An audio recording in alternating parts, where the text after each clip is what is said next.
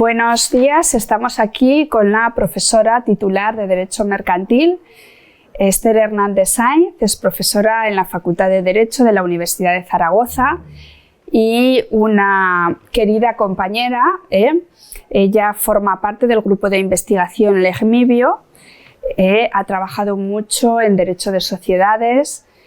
También hemos trabajado juntas en Derecho de Consumo, concretamente estos últimos años pues hemos trabajado bastante en préstamo responsable, en muchos aspectos del Derecho de Consumo. Y hoy está aquí la profesora Hernández para hablarnos del deber de evaluación de solvencia que se implementó, creo que por primera vez, en la Ley de Contratos de Crédito Inmobiliario.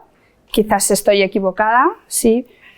No, se había implantado ya con anterioridad, desde el año 2013, y podemos incluso entender que previamente la normativa bancaria venía a exigir una evaluación de solvencia, si bien no con la finalidad de promover el crédito responsable en beneficio fundamentalmente del consumidor, sino de la propia entidad de crédito. Entonces, realmente es una normativa que tiene una larga trayectoria y que lo que sí ha sido evolucionando hacia una posición muy proconsumatoria, muy proteccionista del consumidor. Es decir, es un mecanismo que pasa del mercado financiero al mercado de consumo, que a veces vemos mecanismos que pasan del derecho de consumo al mercado financiero, pero en este caso ha sido al contrario y quería que quedara ese aspecto, quería que quedara claro. ¿Y en qué consiste la evaluación de solvencia? Básicamente, la evaluación de solvencia es un deber precontractual, o sea, previo a la celebración del contrato, que se impone a cualquier concedente de crédito. Como ya hemos comentado antes, fundamentalmente a las entidades de crédito, o sea, a los bancos, los establecimientos financieros de crédito, pero también incluso en el ámbito del crédito al consumo. Pensemos, por ejemplo, en las compras a plazos, donde también se va a aplicar esta normativa, y consiste en una obligación de analizar las posibilidades que va a tener el solicitante de un crédito de cumplir en tiempo y forma, en atención a su situación económica financiera presente y a la probabilidad de evolución en el futuro.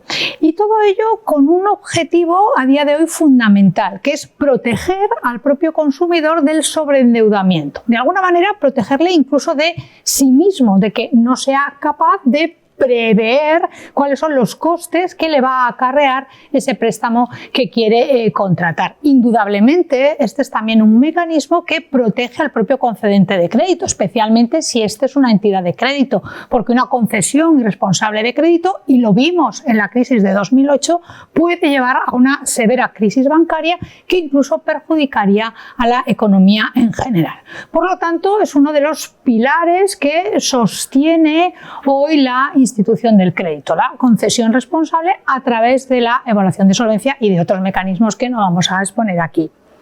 Muy bien. Resulta curioso, ¿verdad?, que sea la persona con la que contratas la que tenga que valorar si tú puedes cumplir, porque siempre había sido al contrario, es decir, cuando uno pedía un préstamo, pues parece que era él el que tenía que valorar qué cantidad, si lo iba a poder devolver en base a sus saberes, y ahora pues resulta que es aquel que te concede el préstamo el que tiene que vigilar, no vaya a ser que tú no puedas devolver, lo cual es bastante llamativo. Efectivamente es así, pero es que se considera que, sobre todo en el caso en el que el concedente es una entidad de crédito, este está en una mejor posición en cuanto a recursos y conocimientos para llevar a cabo esa evaluación. De hecho, vamos a fijarnos en cómo se lleva a cabo esa evaluación.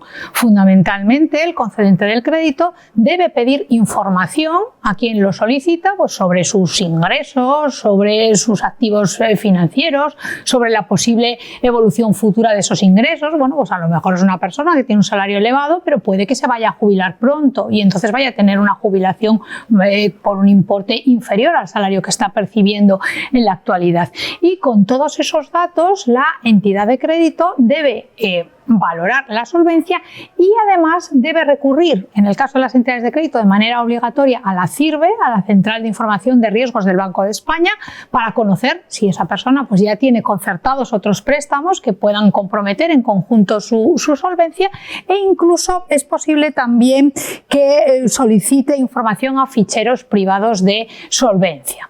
Una vez con todos estos datos, pues el concedente del crédito va a evaluar si es posible que cumpla en tiempo y forma con las obligaciones que está asumiendo, pues en atención a sus ingresos y a su situación financiera presente y a su previsible evolución futura. Y es muy importante aquí también porque ha habido un cambio muy relevante de paradigma a la hora de hacer esa valoración, porque ahora ya no se va a atender a las garantías que adornen el crédito. Esto es, el crédito no se va a conceder si no hay posibilidad de cumplimiento y tiempo y forma, aunque vaya acompañado pues, de una garantía hipotecaria que nos pueda hacer pensar que en todo caso la entidad de crédito, si el cliente no puede pagar, podría haber satisfecho las obligaciones a las que tiene derecho con cargo a la ejecución de esa garantía hipotecaria. Y esto creo que es un cambio bastante relevante. Muy bien. Dado que en la ley actualmente sí que se obliga al prestamista a realizar esa evaluación de solvencia, ¿realmente se está cumpliendo esa obligación o no?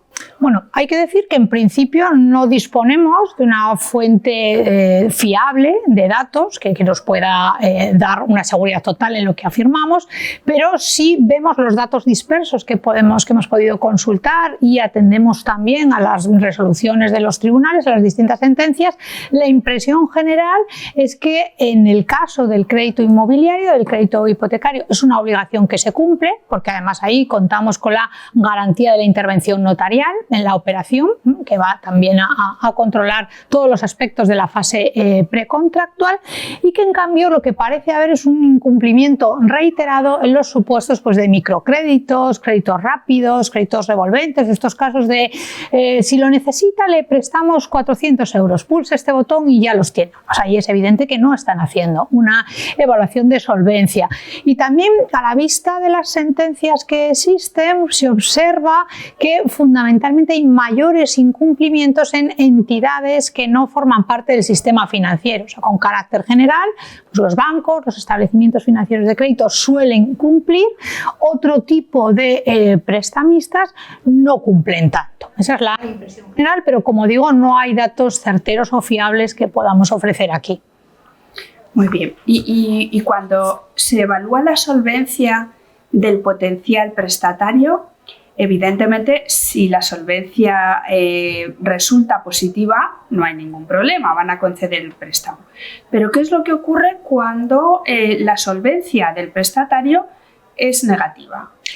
Bueno, primero aquí una pequeña puntualización. Efectivamente, lo normal es que si la valoración de solvencia resulta positiva, o sea, parece previsible que el prestatario pueda cumplir sin demasiados problemas, lo normal será que se conceda el crédito, pero hay que dejar claro que no hay obligación de concederlo en ese caso. Es una evaluación positiva, en ningún caso obliga a la entidad a conceder el crédito. ¿Qué ocurre cuando la evaluación es negativa? Bueno, pues evidentemente habrá que informar al prestatario de esa situación, y lo que hay que decir aquí es que la previsión general para el sistema financiero no impide conceder el crédito, ¿no? O sea, contamos aquí con una norma ya de cierta antigüedad, que es el artículo 18.6 de una orden ministerial del Ministerio de Economía y Hacienda, la orden 2899 de 2011, en la que se dice expresamente que no queda prohibido esa concesión de crédito y que la concesión, incluso con evaluación negativa, en ningún caso va a afectar a la validez, ni va a tener que hacerse responsable de los posibles incumplimientos del prestatario el prestamista. Claro, esta norma cede indudablemente en el ámbito del crédito inmobiliario ante el artículo 11, apartado 5 de la Ley de Contratos de Crédito Inmobiliario, que aquí sí se prohíbe expresamente la concesión de crédito en caso en el que exista evaluación negativa, porque es norma de rango superior, norma posterior y además norma especial, está regulando un ámbito concreto del crédito. ¿Qué ocurre con el crédito al consumo? Que, como hemos dicho, es donde hay mayores problemas. Bueno, pues en principio la directiva de 2008 no prohibía que se concediese crédito con evaluación negativa, aunque ya exigía que se realizase esa evaluación negativa. Nuestra vigente ley de contratos de crédito al consumo, heredera de esa directiva de 2008, mantiene la misma posición. O sea, no prohíbe conceder crédito en caso de evaluación negativa. Tampoco dice que si se concede el contrato sea válido, como si hace la orden ministerial.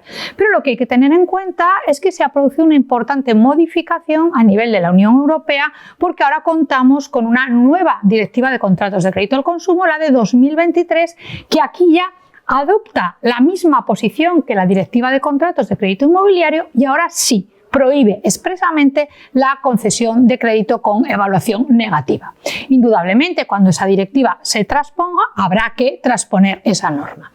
Y en la actualidad, bueno, pues yo creo que en la actualidad deberíamos hacer un esfuerzo por interpretar la vigente ley de contratos de crédito al consumo de manera que resulte conforme con la nueva directiva de 2023. Y podríamos pensar que, pese a que no lo diga expresamente, la ley quizás no debería concederse crédito al consumo con evaluación negativa. Cuestión distinta es los efectos que luego veremos que pueda tener esa concesión con evaluación negativa o sin evaluación, que eso también hemos visto que sucede en el caso de los microcréditos. Claro, porque una cosa es que se conceda el préstamo habiendo evaluación negativa y otra cosa muy distinta es qué consecuencias tiene sobre un contrato de préstamo el hecho de que el prestamista no haya procedido al cumplimiento de esa obligación o de esa precaución en el caso de los créditos al consumo de evaluar la solvencia del potencial prestatario. La cuestión de cuáles son las consecuencias, evidentemente están previstas sanciones administrativas que va a imponer la autoridad bancaria, el Banco de España, cuando se trata de una entidad de crédito, y en el caso de crédito al consumo, si el concedente no es una entidad de crédito, será sancionado también con sanciones administrativas, pero sanciones administrativas del ámbito del derecho del consumo, porque así lo prevé además la propia ley de contratos de crédito al consumo. ¿Qué es lo que sucede? Que en la práctica estas sanciones administrativas no se imponen. Aquí sí que he realizado un análisis de los 10 últimos años, porque era un registro de sanciones del Banco de España, y solamente he conseguido localizar 3 sanciones que pueden tener una cierta vinculación con la falta de evaluación de solvencia. El propio Tribunal de Justicia de la Unión Europea ha constatado en numerosas sentencias que esas sanciones administrativas no son eficaces. Es un remedio que suelen contemplar los distintos ordenamientos de la Unión, pero que luego no se imponen y por lo tanto no resultan disuasorias de esas prácticas incorrectas de no evaluar la solvencia o conceder crédito con evaluación de solvencia negativa. Y el Tribunal de Justicia de la Unión Europea, pues por ejemplo, una sentencia de 10 de junio de 2021 ha dicho que una sanción efectiva y disuasoria debe de tener consecuencias sobre la situación del consumidor. O sea, esa situación del consumidor que se ha visto lesionada por la falta o incorrecta evaluación de la solvencia debería dar lugar a un remedio que reponga o mejore de alguna manera esa situación perjudicial dañosa para el consumidor. Es decir, un remedio que incida en el contrato. Efectivamente, un remedio de naturaleza civil. Se habla a veces de sanciones civiles, pero quizás sea más correcto, sino que me corrija la profesora Alonso, hablar de remedios civiles. Es cuando hablamos de remedios siempre parece que nos referimos a qué consecuencias va a tener en esa relación contractual de préstamo o crédito. ¿Y hay jurisprudencia sobre el incumplimiento del deber de solvencia? ¿Hay tanto en el Tribunal de Justicia de la Unión Europea como a nivel nacional? Sí. Por un lado, el Tribunal de Justicia de la Unión Europea, las sentencias con las que contamos tienen todas su base en el análisis de la conformidad de legislaciones nacionales con la Directiva de Crédito al Consumo de 2008. Son precisamente estas sentencias las que, como decía, nos dicen que las sanciones administrativas no son eficaces y además lo que nos dice es que si es posible encontrar en el ordenamiento nacional algún remedio civil eficaz, este debería aplicarse, incluso aunque ello supusiera un cambio en la interpretación jurisprudencial de esa normativa civil. Luego, además, el Tribunal de Justicia de la Unión Europea, a través de los distintos casos que ha analizado, nos ofrece pautas de qué sanciones considera suficientemente disuasorias, proporcionales y adecuadas para estos supuestos. Así, por ejemplo, enjuiciando la normativa de la República Checa, consideró que era muy adecuada una sanción de nulidad, porque consideraba que era una sanción adecuada siempre y cuando fuese acompañada de la privación o pérdida de los intereses, algo parecido a la sanción de nulidad que prevé la ley Azcárate para el caso de intereses remuneratorios abusivos. Y lo que sí consideró también en esa sentencia el Tribunal de Justicia de la Unión Europea es que lo que no era admisible era que tuviese un plazo de prescripción muy corto, consideró muy corto en aquel caso 3 años. Por lo tanto, el Tribunal de Justicia de alguna manera lo que insta es a buscar alguna fórmula para, a partir del marco general de derecho de obligaciones y contratos, conseguir la nulidad del contrato sin derecho a intereses para el prestamista, que haya incumplido ese deber de evaluar la solvencia o que lo haya hecho de manera notablemente negligente. Sí, porque en el caso del préstamo hay que tener en cuenta que la declaración de nulidad nunca implicaría una devolución ipso facto de la cantidad que te han prestado, sino que actualmente se entiende que la nulidad del contrato de préstamo implica que dentro de la duración del contrato que se había pactado, pues vas a tener que ir devolviendo por cuotas, pero rebajadas, porque de intereses ya no vas a tener que pagar nada, que era uno de los problemas que siempre se había planteado que surgían cuando se declaraba la nulidad de un préstamo.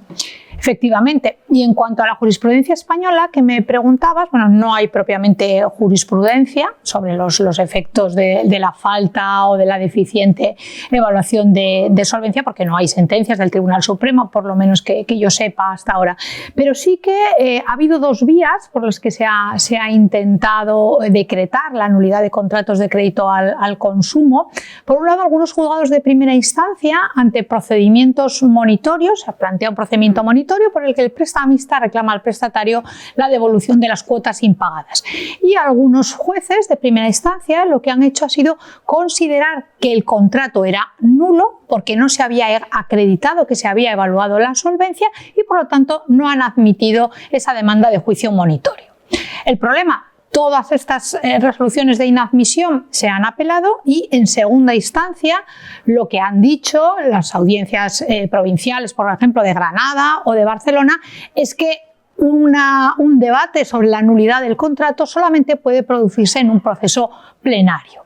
Y además lo que han añadido es que para la presentación de una demanda de juicio monitorio en ningún caso se exige que se acredite de ninguna forma que se ha evaluado la solvencia, con lo cual el juez puede intuir que no se ha evaluado, pero no cuenta tampoco con ninguna base para determinar si efectivamente ha sido así o no. Por lo tanto, esa es una vía que yo considero que está cerrada. Y luego, por otro lado, contamos con una sentencia... Perdona, sí. Has dicho procedimiento plenario. ¿Te referías a procedimiento declarativo? Sí, sí, efectivamente. En el ámbito procesal, cuando hablamos de procedimiento plenario, nos referimos a un procedimiento declarativo porque el monitorio es un procedimiento especial, sumario, rápido para el cobro de deudas, donde no siempre se va a poder entrar a debatir todos los problemas que plantea el caso concreto. Y luego, por otro lado, sí que tenemos aquí ya en un proceso declarativo una sentencia muy interesante de un juzgado de primera instancia de Fuenlabrada, y en esta sentencia es el propio prestatario el que plantea una demanda de nulidad para que se declare nulo un contrato de préstamo al consumo, fundamentalmente porque consideraba que el contrato era usurario, y también de manera subsidiaria se planteaba una acción de nulidad de la cláusula de intereses remuneratorios por considerarla abusiva.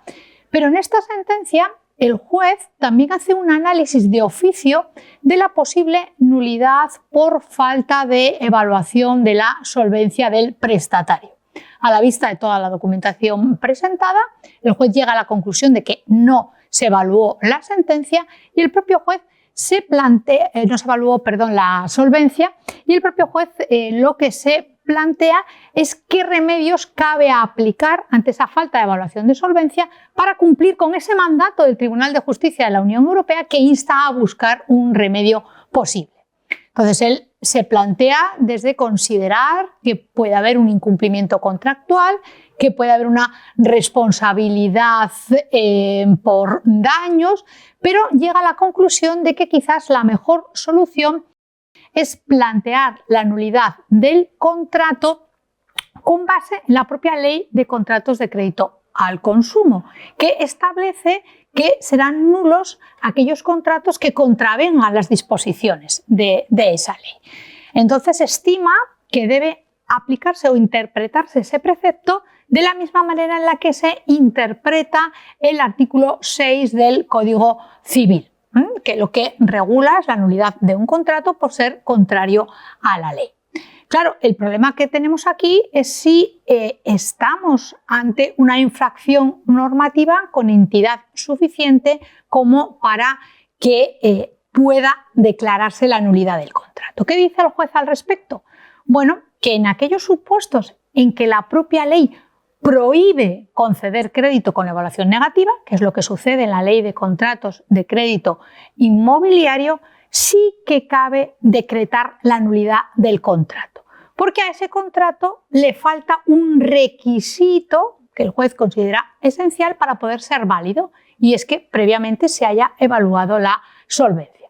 En cambio, estima que en el ámbito de los contratos de crédito al consumo, a día de hoy, con la regulación vigente, no existe tal prohibición, aunque habrá de transponerse por exigirlo esa Directiva de Crédito al Consumo de 2023. Finalmente, el juez desecha esta posibilidad de declarar el contrato nulo por falta de evaluación de solvencia, porque además claramente era un contrato usurario, entonces podía declararlo nulo con fundamento en la ley Azcárate, pero es evidente que aquí se ha abierto de nuevo una nueva vía para declarar nulos contratos de préstamo, en este caso por falta de evaluación de solvencia. Muy bien, pues ya para concluir una última pregunta, ¿cuál crees tú que debe ser la solución, que si es que tienes opinión al respecto, cuál debe ser la consecuencia sobre el contrato de la falta de evaluación de solvencia por parte del prestamista? Aquí, evidentemente, lo que debe hacer el legislador español es transponer ya la Directiva de 2023. Debemos evitar esa tradición tan española de transponer siempre tarde las directivas en materia de protección del consumidor. Esa transposición va a suponer la prohibición expresa de conceder crédito con una evaluación de solvencia negativa, y, por supuesto, sin evaluación de solvencia. Y yo creo que aquí debería también preverse los remedios civiles para terminar con esta inseguridad, porque la doctrina sostiene muy distintas teorías sobre lo que debe hacerse cuando no hay evaluación de solvencia, cuando esta es negativa. Y yo creo que aquí una muy buena solución sería la de nuestra vieja y querida ley Azcárate, simplemente la posibilidad de instar la nulidad del contrato con pérdida de intereses y gastos. Creo que esa es una sanción que cumple sobradamente los requisitos de disuasión, adecuación y proporcionalidad que exige la jurisprudencia del Tribunal de Justicia de la Unión Europea. Pues muchísimas gracias a la profesora Hernández. Ha sido un placer conversar contigo sobre la evaluación de solvencia, por la que todos pasamos alguna vez, y nada más por nuestra parte. Muchas gracias por su atención. Gracias, Teresa.